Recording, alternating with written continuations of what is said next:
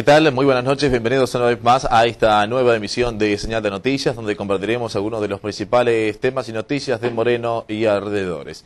Ya saben que nos pueden encontrar a través de internet en www.morenosotv.com. Bienvenidos.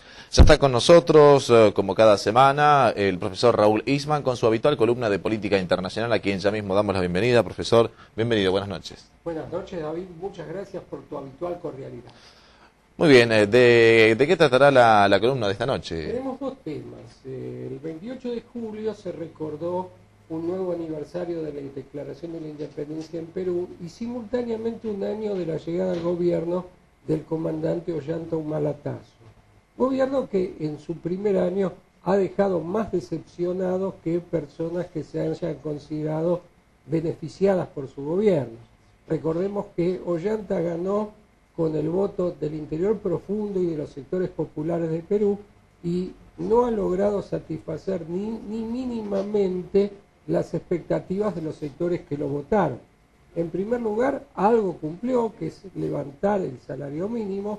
Otra cosa que había prometido y que también en parte cumplió fue tratar de recaudar más de las empresas mineras que explotan las riquezas naturales del Perú.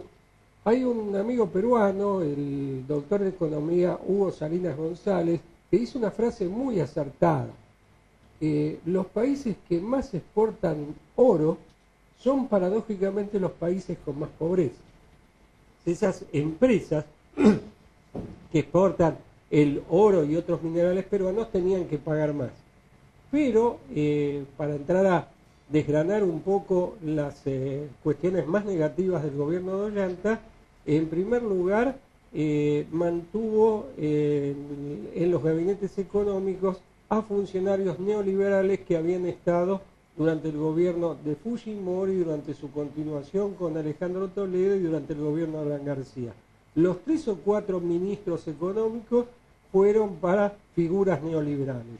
La clave de todo proceso de ascenso popular pasa centralmente por reindustrializar una economía o fortalecer la industria. Y el Perú es un país que casi no tiene industria. Entonces, es bueno que haya aumentado el salario mínimo en el Perú, que estaba realmente muy deprimido. Es bueno que haya recaudado más dinero de las multinacionales exportadoras de minas, pero al no tener una política firme y consistente de reindustrializar al Perú, falla lo fundamental del plan. Ollanta fue acusado en su primer intento de llegar a la presidencia de ser alguien muy cercano a Hugo Chávez. Y en la segunda vez que se presenta, en la cual resulta triunfador, él dijo que iba a seguir el camino que había señalado Lula. Y Lula le dijo en su momento, y lo hizo en su primer gobierno, mantuvo el área económica bajo funcionarios neoliberales. Pero hay una diferencia sustancial entre Brasil y Perú. Brasil tiene una industria muy poderosa en el área del Gran San Pablo. Perú no la tiene. Y la clave de que durante los próximos 4 años de su gobierno Ollanta pueda acercarse a sus 2 programas, un primer programa en la primera vuelta que se lo llamó la Gran Transformación, que luego fue modificado en función de ciertos acuerdos que había logrado Ollanta con el expresidente Toledo. Y se lo llamó a este segundo programa Hoja de Ruta, que es mucho más moderado. Si avanza hacia la hoja de ruta, va a tener que tener más audacia, romper más con los condicionamientos del neoliberalismo y además abandonar una cuestión que es la más negativa de su gobierno. Durante este primer año murieron 17 personas en protestas sociales, básicamente en 2 regiones. Uso mal la palabra región porque región en Perú es equivalente a provincia en la Argentina. En la región de Cajamarca, una lucha constante que se ha mantenido casi desde que subió Ollanta contra la imposición de un proyecto minero de una empresa llamada Yanacocha, que se lo llama el proyecto Conga. Extracción de oro que provocaría una contaminación muy fuerte sobre el agua, que es la fuente fundamental de vida para los campesinos de la región. En otra zona que se llama El Espinar también hubo varios muertos, hubo inclusive la detención del alcalde del Espinar contra la ley prácticamente, porque un funcionario no puede ser detenido así tan arbitrariamente. Entonces, este es el saldo más negativo del gobierno de Ollanta. 17 personas muertas en protestas sociales. ¿Cómo se va a avanzar en términos de compatibilizar el desarrollo económico que necesita el Perú para incluir a toda su población? Que Ollanta sigue diciendo que es su objetivo fundamental, incluir a toda la población pobre en el disfrute de los beneficios de una sociedad moderna.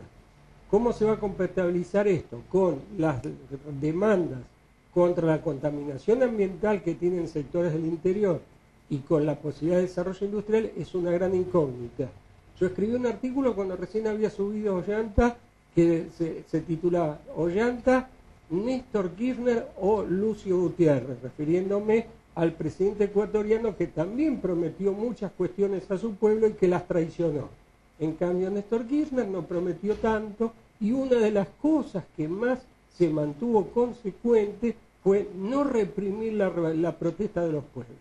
Entonces, en este punto está una de las cuestiones más débiles que hay que anotar, que para que Ollanta logre la hoja de ruta y la gran transformación es fundamental que no se reprima más al pueblo y que se avance en la industrialización y la redistribución del ingreso. Son las tareas que tendrá de acá a 4 años, que a pesar de estas cuestiones negativas, Ollanta cuenta con un índice de aprobación bastante elevado. O sea, seguramente perdió en los sectores del interior más pobre que lo votaron y ganó en sectores de clase media de Lima que decían que si ganaba Ollanta se iban del Perú. El otro tema que es importante para hablar hoy es que finalmente ayer se concretó en Brasilia la reunión del Mercosur que permitió la integración definitiva a Venezuela al Mercosur. En principio, digamos una cosa fundamental. El Mercosur es la quinta economía del mundo, detrás de Estados Unidos, China, la Comunidad Europea y Japón. Es la quinta economía del mundo. O sea que se va a convertir en una potencia, como dijo la presidenta argentina en su discurso de ayer.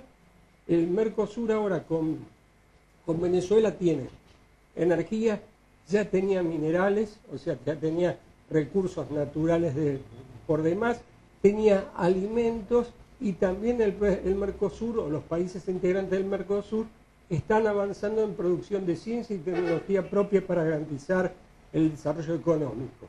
El Mercosur es el 87% del Producto Bruto de todo Sudamérica. Entonces, yo voy a destacar algunas cuestiones fundamentales de este hecho de que Venezuela entra al Mercosur. Ya de por sí, la magnitud del Producto Bruto, colocar al área en el quinto lugar como potencia económica mundial, casi habla por sí solo, pero son 270 millones de personas. La principal reserva de petróleo de todo el mundo. Venezuela tiene más reservas que Arabia Saudita. Y hay que recordar que cuando la Argentina tenía dificultades energéticas, Venezuela la auxilió a la Argentina.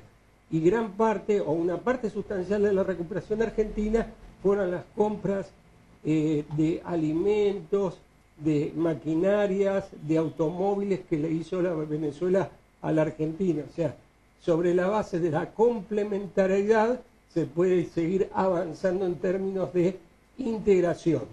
Para decirlo en palabras más racionales, al Mercosur le está faltando un poco de construcción orgánica e institucional.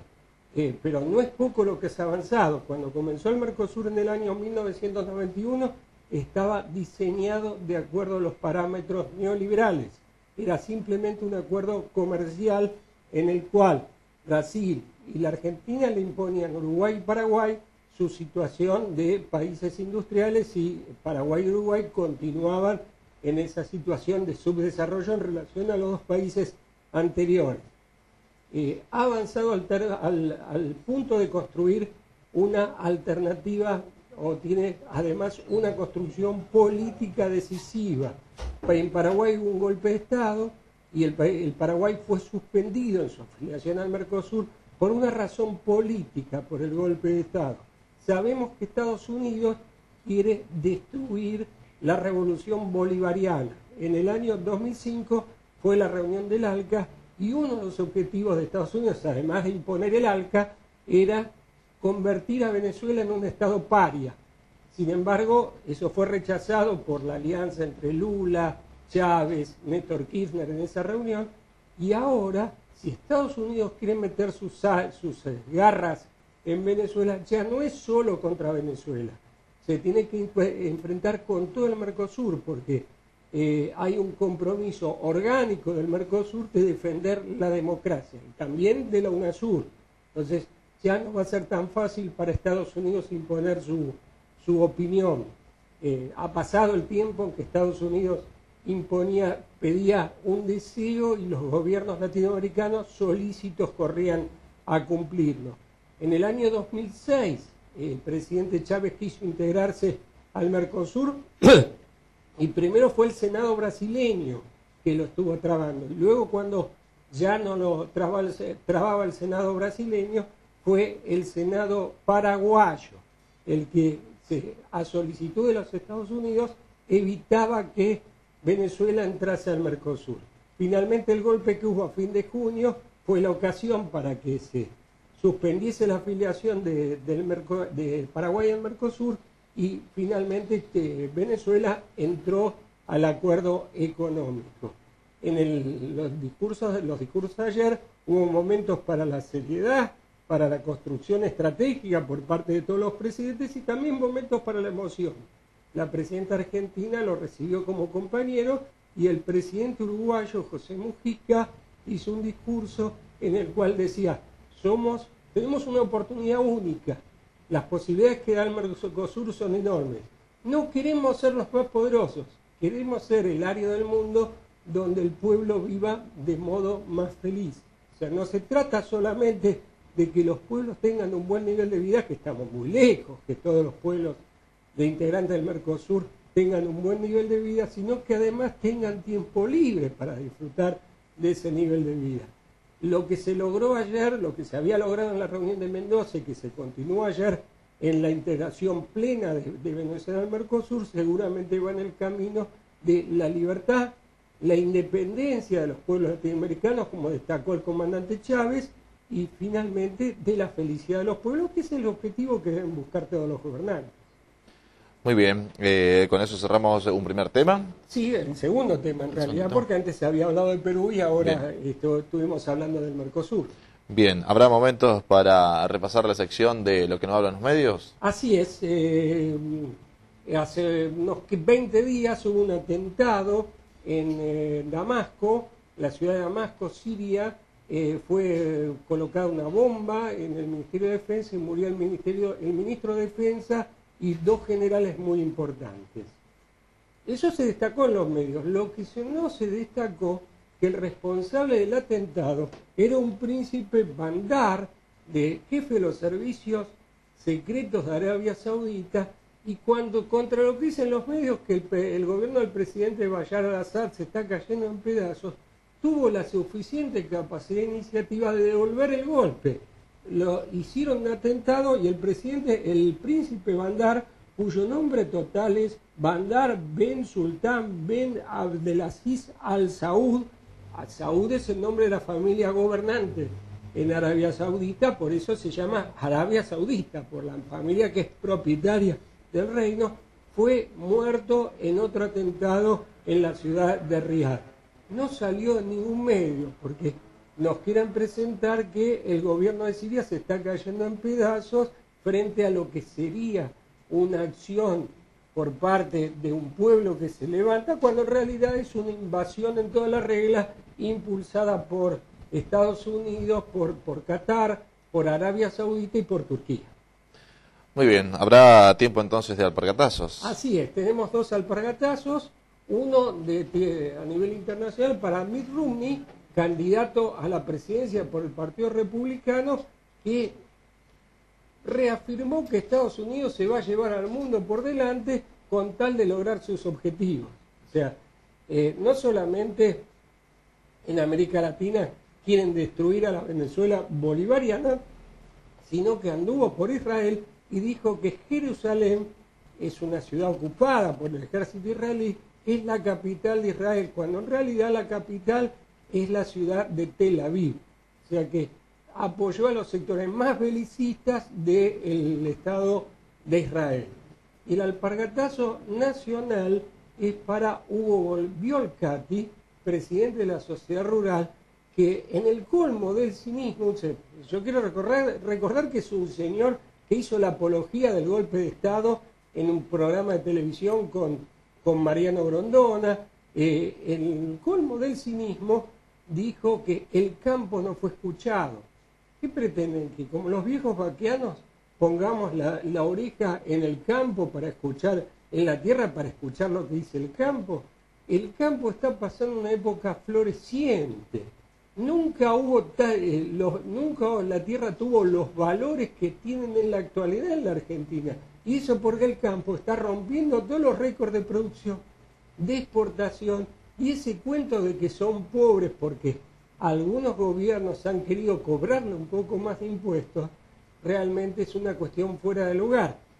Simplemente para cerrar lo de hoy, digamos que Violcati dijo que está en contra de los pobres y se manifestó compungido por la pobreza, pero él y su clase no son parte de la solución del problema de la pobreza, son el problema, porque tienen el 80% de sus trabajadores en negro. Un peón del campo no solo es pobre ahora, sino que va a ser mucho más pobre cuando sea grande, no pueda trabajar, no tenga jubilación, no tiene obra social en la actualidad para atender sus necesidades de salud, y eso por el cinismo de esta gente que tiene a los trabajadores en negro, y cuando reciben una inspección del Ministerio de Trabajo los barren a metrallazos, o sea, no voy a decir una palabra de subida de tono, los corren a tiros, por decirlo del modo como corresponde en televisión. Muy bien, profesor, como siempre.